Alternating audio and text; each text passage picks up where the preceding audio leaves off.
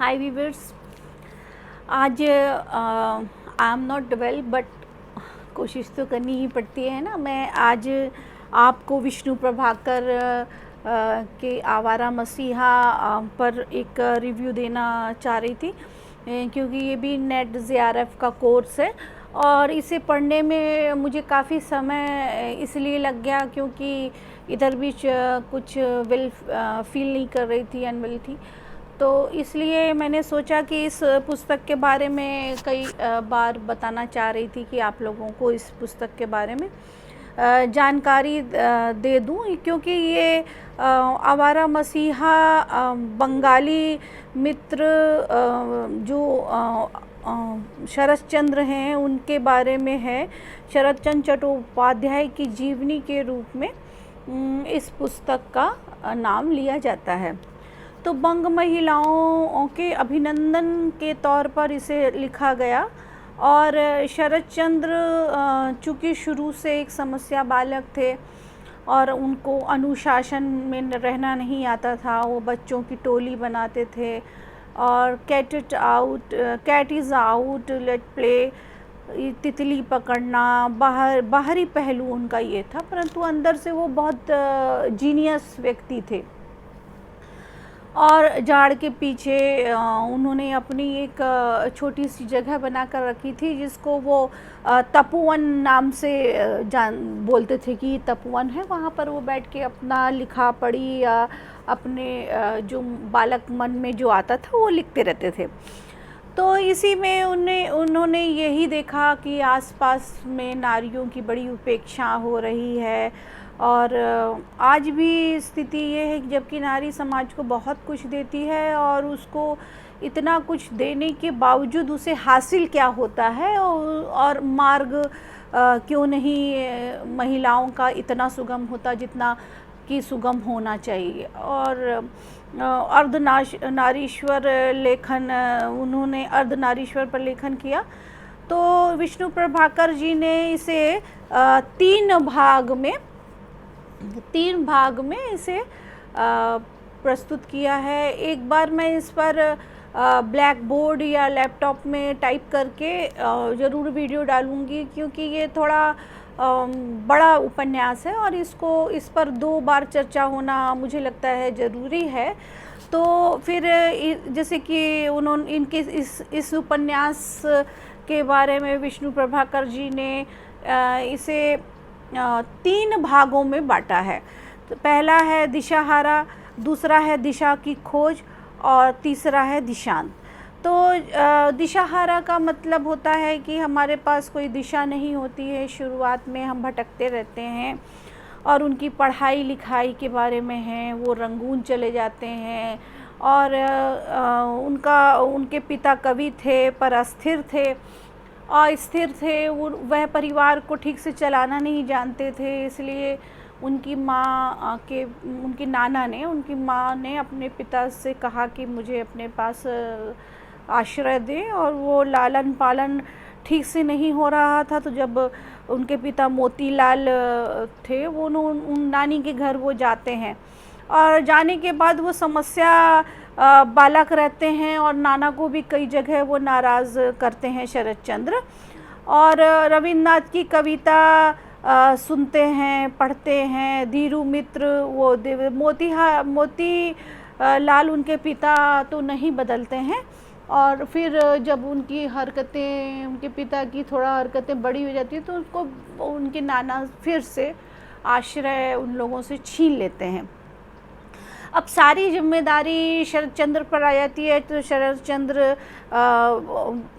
अपने भागलपुर देवनंदपुर लौट आते हैं। अब 1983 में जब वो फिर से लौटते हैं तो माँ की मृत्यु हो जाती है और वो हिंदी चेतना उनके अंदर बन जाती है। आनंद बंठ और राजा राम मोहन राय, ये सारी चीज़ों पर उनका बहुत प्रभाव पड़ता है। शरद चंद्र पर सबसे ज़्यादा प्रभाव वेश्याओं पर पड़ा और पति धर्म की सेवा कैसे होती है। उनको नौकरी अस्थाई थी और उन्होंने अपनी अस्थाई नौकरी को 26 वर्ष की आयु में वो रंगून चले गए, सब कुछ छोड़कर, अपनी बहन को किसी के भरोसे छोड़कर वो रंगून चले गए। और फिर जब दूसरा पार्ट शुरू होता है, पहला दिशाहारा था, दूसरा दिशा की खोज, जब वो रंगून चले जाते हैं तो वहाँ पर सेकंड अध्याय खुलता है, दिशा की खोज भी वैसे ही है कि जैसे आप अपने यहाँ पहले क्वारंटाइन होता था, अभी भी हो रहा है, जब कभी कोई बाहर से आता है तो उसे 10 दिन 14 दिन क्वारंटाइन किया जाता है। तो जब ये रंगून गए तो इनको भी 10 दिन क्वारंटाइन में रहना पड़ा, क्योंकि उस समय भी बीमारियां वहाँ फैली हुई थी। और वह 2 वर्ष के लिए वो वहाँ पर रहते हैं और लेखन कार्य उनका जारी रहता है। अच्छाई को दिखाते नहीं हैं, परंतु वो एक बंगाली क्लब बनाते हैं और बंगाली सोशल लाइफ में गायन वगैरह करते हैं, और रेडियो में भी जाते हैं, और एक लाइब्रेरी में रंगून में वो अध्ययन भी करते रहते हैं। वो शांति जो थी उनके आप की शादी 1.5 साल तक अच्छे से रहा, परंतु फिर उनकी शादी चली और शादी 1.5 साल के बाद ही उनके बेटे का देहांत हो गया प्लेग में। जैसे अभी हम लोगों के यहाँ जो कोरोना वायरस का पेंडेमिक है, कोरोना वायरस फैला हुआ है, ठीक वैसे ही 100 वर्षों पूर्व प्लेग नामक बीमारी थी। जैसे आज हम व्याकुल हैं, वैसे उस समय शरद चंद्र जब रंगून में थे तो उस समय भी इसी प्रकार की बेचैनी थी। फिर वो है बाटू बाबा, पशुपति, सड़क का कुत्ता, ये सारी पेंटिंग्स बनाते हैं, और वो उपन्यास प्रकाशित होते हैं उनके, और फिर वह भारत लौट आते हैं। मित्रों ने उनकी कृतियों को छपवाना प्रारंभ कर दिया था, और उन्हें पता ही नहीं था कि वो कितने बड़े लेखक हैं।